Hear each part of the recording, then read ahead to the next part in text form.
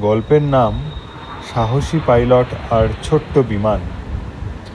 অনেক বছর আগে 2009 সালের জানুয়ারি মাসে নিউ ইয়র্ক শহরে একটি প্লেন উড়ে যাচ্ছিল।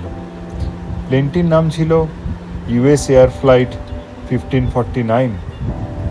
এই প্লেনে অনেক মানুষ ছিল, প্রায় 155 জন।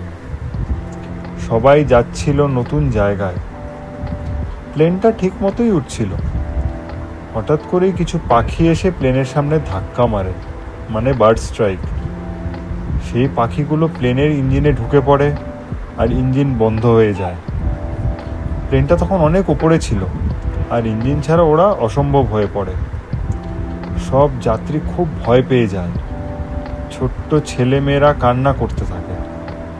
কিন্তু প্লেনের পাইলট ক্যাপ্টেন সালি একটুও ভয় পাননি। তিনি জানতেন এখন মাথা ঠান্ডা রেখে সঠিক সিদ্ধান্ত নিতে হবে।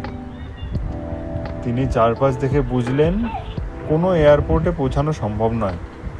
তিনি তখন একটা সাহসী সিদ্ধান্ত নেন। তিনি প্লেনটা হাডসন নদীর উপর নামাবেন।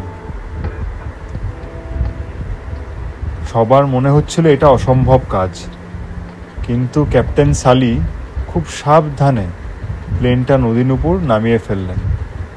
অবিশ্বাস্যভাবেই কেউ আহত হয়নি। সবাই নিরাপদে প্লেন থেকে নেমে আসে। পরের দিন সবাই তাকে হিরো বলে ডাকতে থাকে। এই গল্প থেকে শিক্ষা কি পাই আমরা? বিপদে ভয় না পেয়ে মাথা ঠান্ডা রাখতে হয়। সাহস আর বুদ্ধি দিয়ে বড় বিপদ থেকেও